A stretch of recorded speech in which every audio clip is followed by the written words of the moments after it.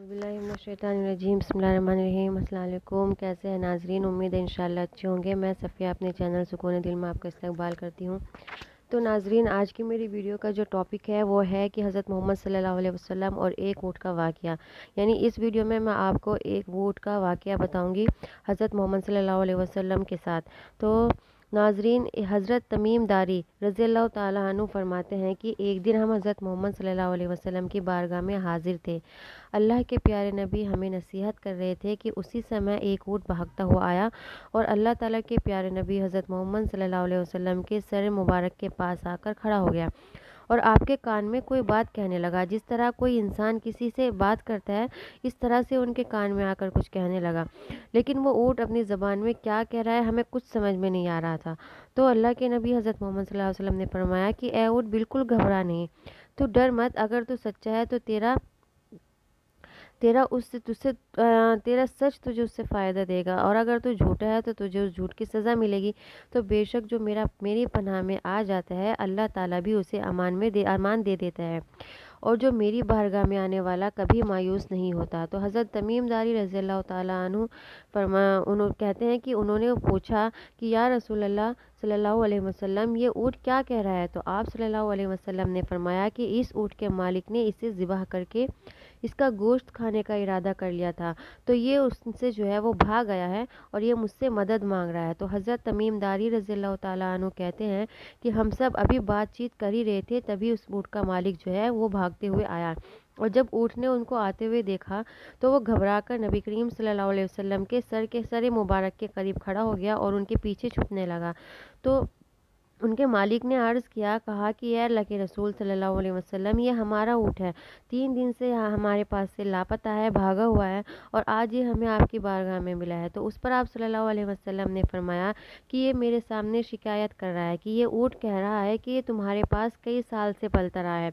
गर्मी के मौसम में तुम इस पर घास और चारा लाद कर ले जाते थे और उसको जो है वो सर्द इलाके की तरफ लेके जाते थे। जब सर्दी का मौसम आता था तो हम इस पर जो है वो गर्म इलाकों की तरफ इसको ले जाया करते थे, इस पर सवार होकर।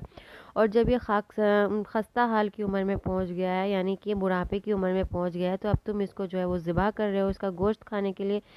तो उस शख्स ने अर्ज़ किया कि अल्लाह की कसम, आप बिल्कुल, ए अल्लाह के रसूल सल्लल्लाहु अलैहि वसल्लम, आप बिल्कुल सच फरमा रहे हैं जैसा आपने बयान किया है। तो उस पर अल्लाह के नबी सल्लल्लाहु अलैहि वसल्लम ने उस ऊँट के मालिक से पूछा कि एक अच्छे खिदमतगार करने वाले का क्या तुम यही सिला देते हो? यानी जो तुम्हारे साथ इतना अच्छा सलूक करता है, तुम्हारी खिदमत करता है ज़िंदगी भर, तो जब वो मतलब उस उम्र को पहुंच जाता है तो तुम उसका क्या यही इनाम दोगे उसकी खिदमतगारी का?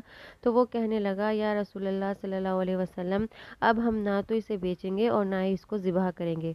उसके बाद आप सल्लल्लाहु अलैहि वसल्लम ने उस ऊँट को 100 दिरहम में उन लोगों से ख़रीद लिया और कहा कि ए ऊँट, जा, तू आज़ाद है, और जो तेरी मर्ज़ी वो तू कर, अब तुझे ना ही कोई काटेगा और ना ही तुझे कोई खाएगा। तो हज़रत मोहम्मद सल्लल्लाहु अलैहि वसल्लम के सर मुबारक के पास आकर उस ऊँट ने जो है वो कुछ अल्फाज कहे।